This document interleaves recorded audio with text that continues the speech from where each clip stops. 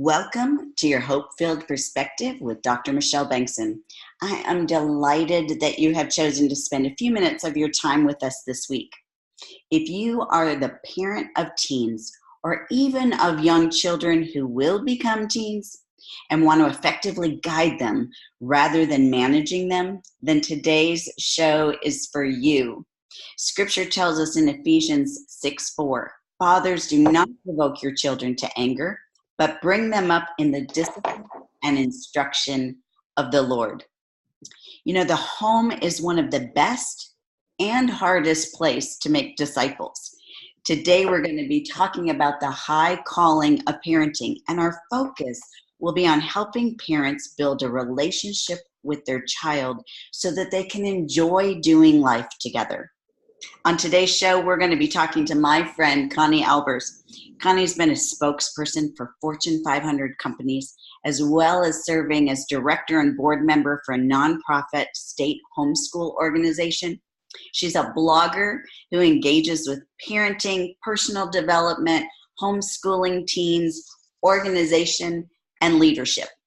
After 30 years of parenting 5 children and 20 years of working with teens, Connie has witnessed the negative impact of well-intentioned but misguided parenting styles, all focused on managing teens rather than guiding them. Connie refers to raising a teen according to his or her strengths, talents, and personality type in a way that will equip the teen to manage life. She believes that the teen years are not something to dread, so that's good news for us. This critical season of our children learning to become adults can be filled with joy and a rich relationship by parenting beyond the rules. Welcome, Connie. I'm so grateful that you've decided to spend part of your day with us today. Oh, Michelle, it's completely my honor. Oh, my goodness. I thank you for such a wonderful introduction. I love it. And I'm glad to be here. I'm glad to be here with your listeners. So just tell us just a little bit about who Connie is besides that standard bio. I know, right? Well, Connie is a mom of 5 children, and we had 5 children in 7 years. So we were really, really busy. And there was a very long season of having 6 teenagers in the house at one time. Oh, my word. So it was a crazy period of time, but it was also a time that I didn't realize how God was preparing me to speak uniquely to the subject of parenting teenagers.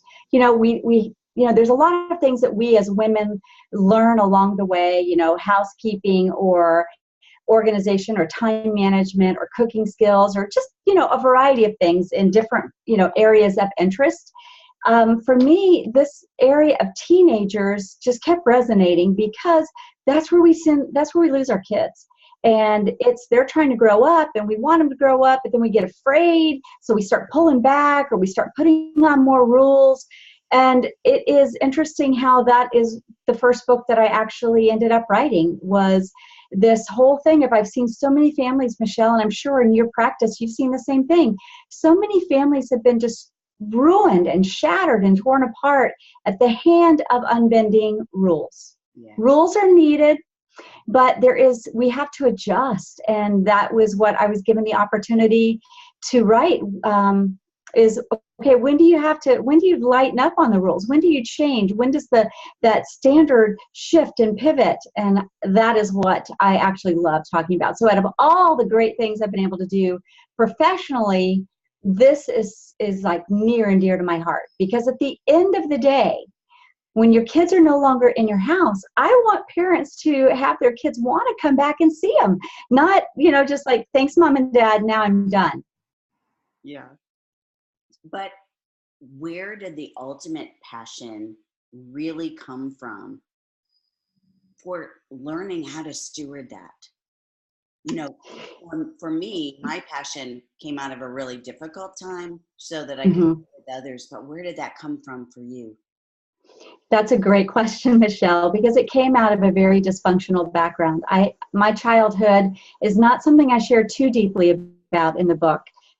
Maybe that's another book. But I knew when we started having children, like I grew up, and many people don't know this about me, but I was raised to be a career woman, trust no one, take care of yourself. And marriage was not an option for me. It was run the country or something, but not be a mother. I mean, who wants to be a mother? I mean, that's like the lowest on the totem pole. That's how I was kind of raised.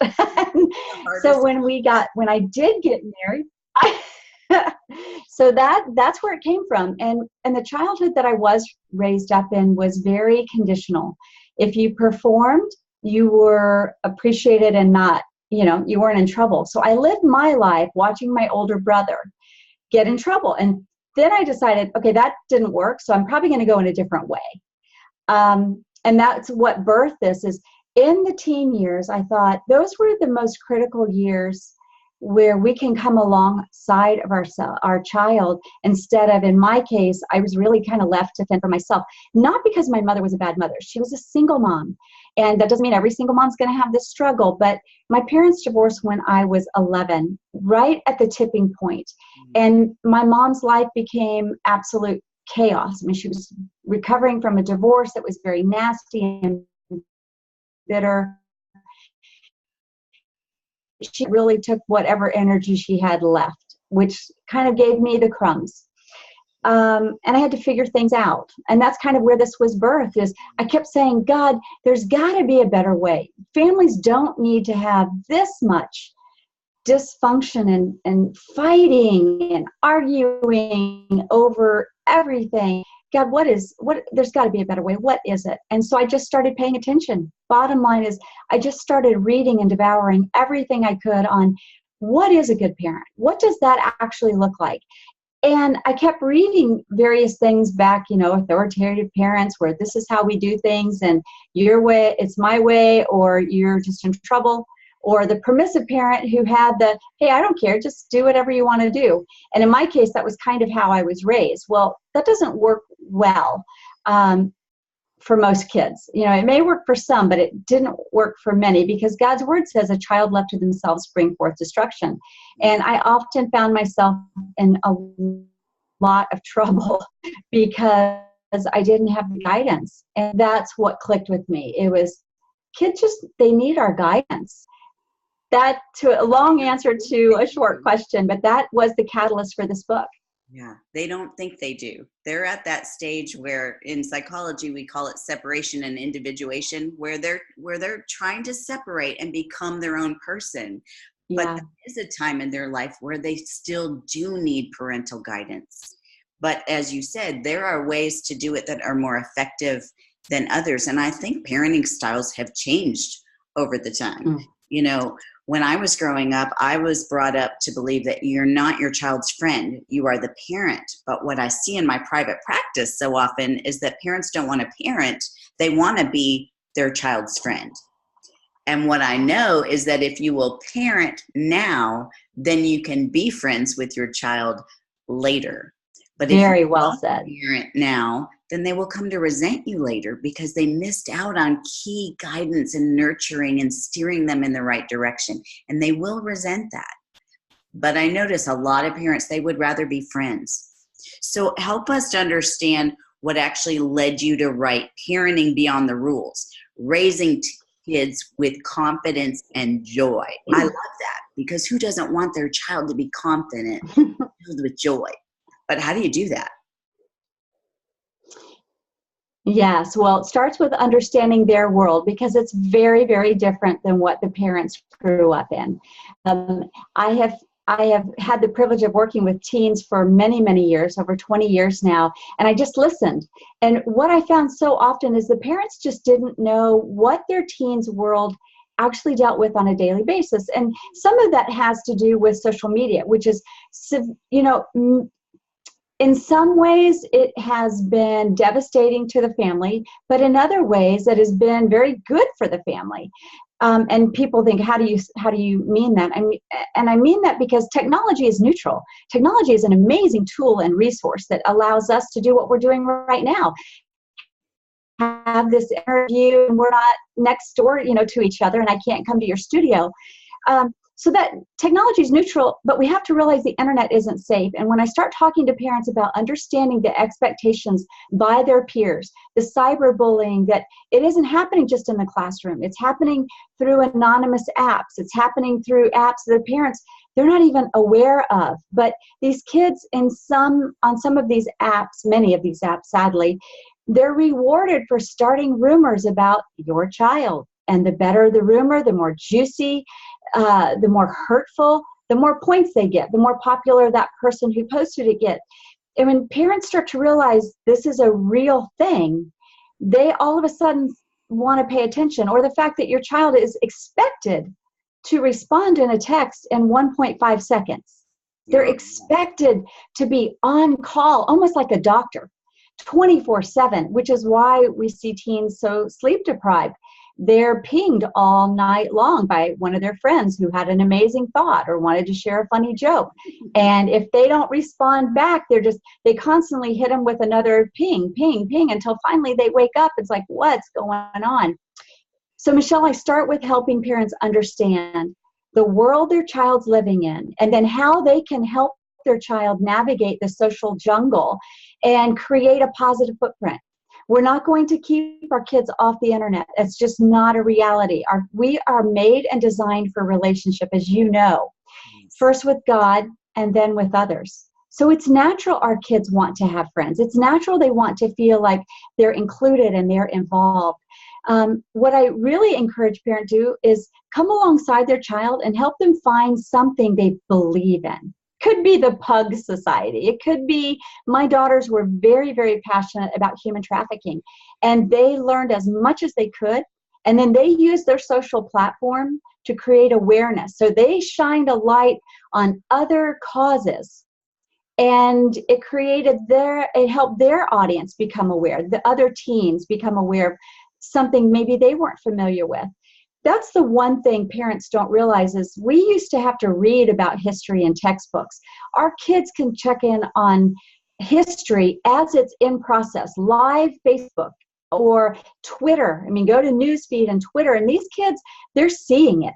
So it's hitting them with no filters, smack in the face. And parents need to think about that. The other thing that you mentioned is parenting styles have to change. We are no longer just in two separate. We've got the helicopter mom, the hovering mom, the lawnmower mom. The lawnmower mom has been in the news lately. You know, parents finding their ways, their high schoolers into college. Parents are so aware of how hard it is for today's teens that they want to keep them from stumbling. They want to make sure that they have set up all the pieces so nothing happens to my sweet teenager. The problem is your teens need to stumble and fall. That's and right. we need to allow them to kind of bounce around a little bit, to learn to navigate the twists and turns and pitfalls of adolescence. If they don't learn it in the home, while you can guide and train them and coach them, when they hit college, they won't know how to adjust. They won't know how to manage it all because it'll be so much coming into them so fast that many kids get sucked up and absorbed and derailed because of the negative influence, the bad actors, the folks that don't have their best interest in mind. So that's kind of compelling reasons that I use in the book to help parents understand. Your teens start to change, you've got to adjust. So master the art of the pivot. I love that. It is very true that if we don't let them stumble and fall when they're within the safe confines of our home, they will stumble and fall after they left the nest, and they won't know how to manage it. But I love your emphasis on coming alongside them and understanding how their life is different than ours was. I was just asked to do a Fox News radio interview a couple of weeks ago about the 48-hour missing challenge. Our teens are under pressure to go missing for 48 hours, and the more likes, comments, and shares about their disappearance, the more points they get. Oh my word. You know, when we were growing up, you had to either, pull the phone cord and go around the corner or go down the street to the payphone. There wasn't such ready access. So I love that you explain we have to come alongside and understand the pressures that they're under, because it is true when they say, Mom, you just don't understand. To a large degree, we don't, because we didn't have the internet when we were growing up. No. If you are under the age of 32, you didn't grow up with it. Now, there's chances are you've probably been an early adapter to digital if you're in your 40s. But it gets harder because their brains are being rewired. You know this probably through your research. Yeah. Technology has rewired our kids' brains, and the more we're involved in technology, the more it starts to impact us. I mean, we know, how many times do we scroll through Facebook? And I know that our teens are calling Facebook, grandma's app, but Instagram isn't grandma's app, nor is Snapchat, or nor is Kicks, or some of these other Wishbone or Yik Yak, or some of these other apps these kids are gravitating for that parents aren't even aware exist. And so the reason I talk about coming alongside is when we guide somebody, we plant seeds of idea and seeds of possibility. Like, well, have you considered this? Help them to learn the sequence of, you have a thought, maybe I do want to go missing for 48 hours. Wouldn't that be fun? I'm sure people would really, I could make something adventurous, especially depending on your child's personality. If they're a risk taker personality type, or they are an extrovert and they want the light shined on them, they'll be more inclined to do that 48-hour challenge, not thinking through, what will this do to my parents, to my siblings? What could it possibly, how could my disappearance possibly impact a friend? We just recently, go ahead. Or the fact that when you go missing, then you utilize emergency personnel and emergency responder resources and take them away from someone who is truly in an emergency.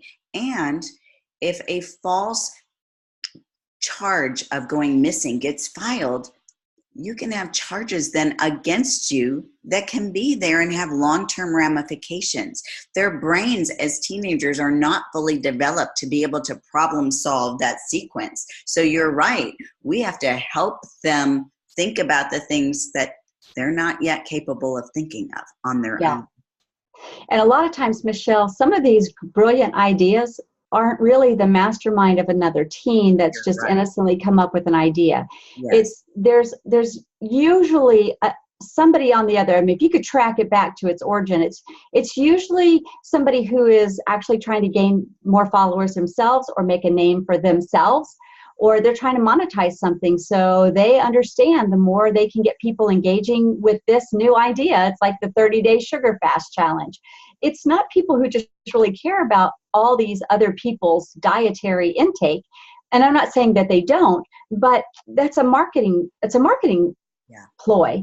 And so for a parent to say, to a child, don't say that's stupid. What a bad idea.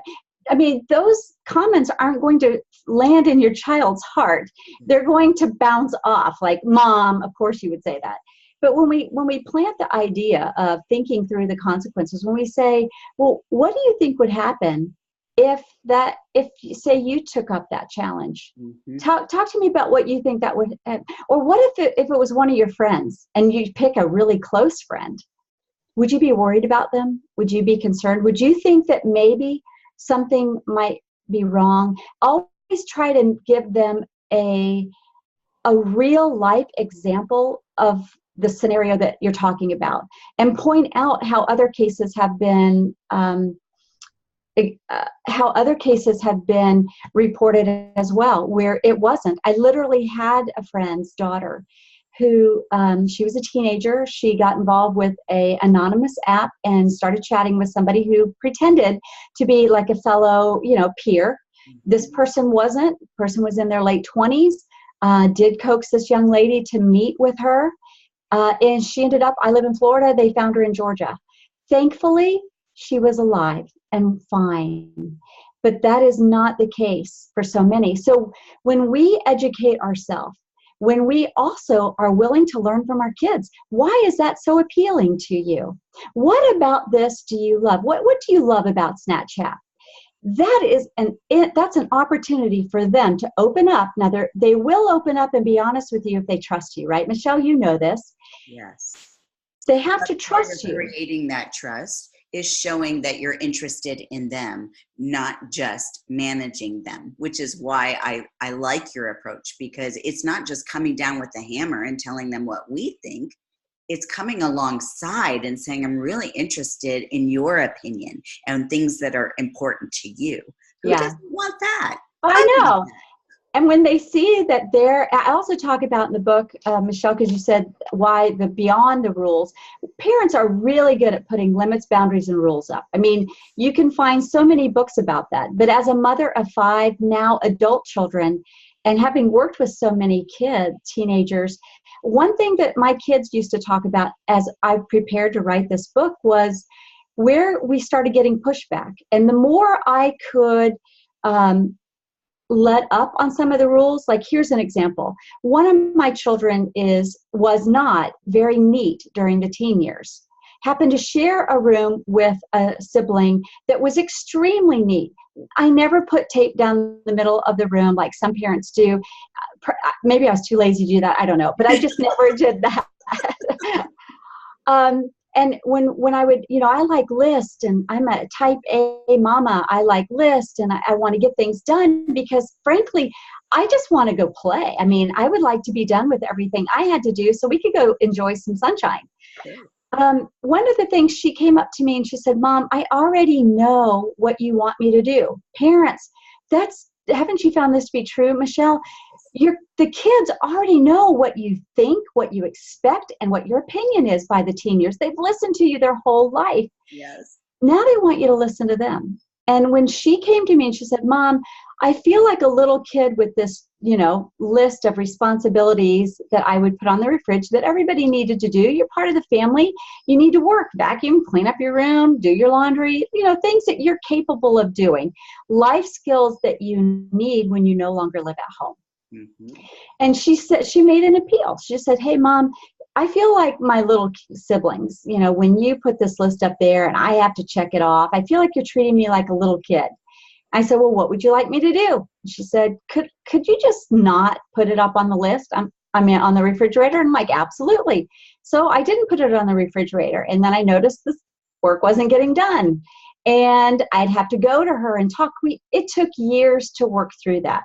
When she did move out, guess what, Michelle? She moved in with a group of roommates, 4 other female roommates, and they did no type of chores. The house was always a wreck, and it would drive her crazy. So guess what she ended up doing? Putting a list on the refrigerator. Now, these are all 20-something ladies, women in the career field, in their vocations. And she found there was sense in what I was doing. But had I not been willing to just say, okay, we'll do it, and work with her through it, she would have never fallen back to what I was the principle that I was trying to teach her. That when you have something visual before you, everybody is able to stay on point and on task and get things done. And she does this to this day with her new roommate. They know what each other's supposed to do, and they're able to check it off. And she's 31 now. So that was one example of where I found letting up on the rules made a dramatic impact on my relationship with her. If she knew I could change and pivot here. Now, the counter to that, Michelle, is that we go too far.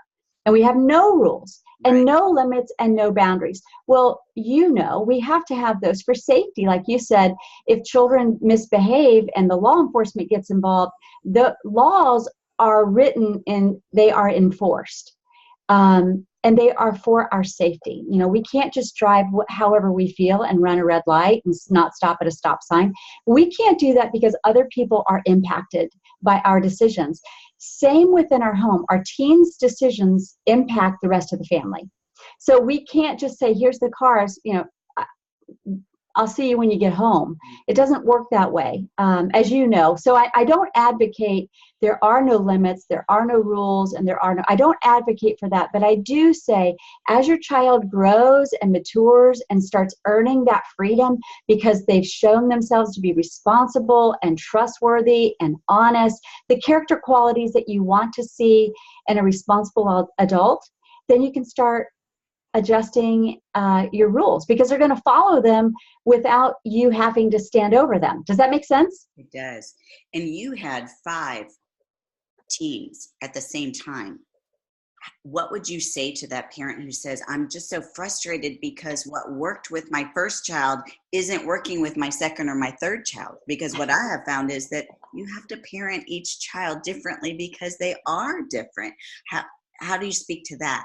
Yes, that's a great topic. It starts by observation and paying attention. So start studying what is that they do without you having to say anything. Do they play? Do they read a lot? Do they like to talk to their friends a lot? Mean that extroverted personality.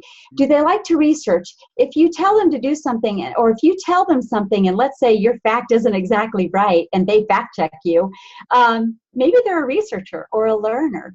I use assessment tools. They're not the definitive source, but they are a good tool. So I use Strengths Explorer. It is for children 10 to 14, and it helps parents understand 9 key areas of their child. And then they can talk to their child about it. Like if your child talks all the time, which I had one, I could talk to them about, sometimes it's important to be quiet. And I know you have a lot to say and you love to chat with people, but sometimes you're going to need to learn to throttle back on that, because not everybody's going to want to listen to you all the time. We have other of my children are very artistic, and they think outside of the box. The minute I tried to contain that child with a bunch of, this is how you do it and this is why you do it, they would go Google. This is why it's so important. They would go Google if what I was sharing with was an absolute truth or just a tradition. And if it was a tradition, then who says that we have to continue in that tradition? Mm-hmm. And so to answer your question, you've got to pay attention to what it is that they enjoy doing. Do the 5 love languages. Learn how your child speaks love, and then give them love in that way. So if your child loves quality time, carve out time just to be with them. Not to chat, just to be present in their lives. They will gain a sense of security and love from that. The Strengths Explorer, like I mentioned, when they get older, do Strengths Finders or the Myers-Briggs. Mm-hmm. There's some great assessment tools that help you get a peek into the personality. And then I created a chart called Albers in Action, because I do have 5. I couldn't remember, the brain can only handle so much. So I would just start writing down very logical, very right brain, very left brain. Wants to always figure out how to make a square peg fit in a round hole. How do you actually make that happen? Well, that's my engineer. I parent that child who is very capable and responsible and logical and gifted in those areas. I would just start pointing them in different directions. My conversations would be very different from my artistic child, who I had to appeal on an emotional level. Whereas my left brain, engineering type, math, science, logic son, I had to deal with very factually, and I had to have my facts right. Yeah. And I had to appeal in short conversations. He didn't like long, drawn out, flowery, fluffy adjectives. He just give me the information and I'll go fix whatever it is. She had to experience it and taste it and feel it. And there were days I was like, I just can't do this.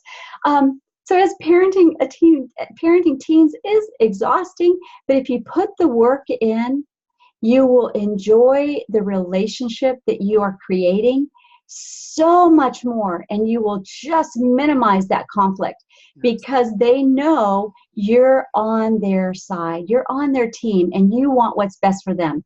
Yeah. Now, if someone were struggling with keeping the heart of their teen, what hope-filled perspective would you offer to them today? Step back. start to pray, ask the Lord to give you wisdom and discernment, which he does in abundance.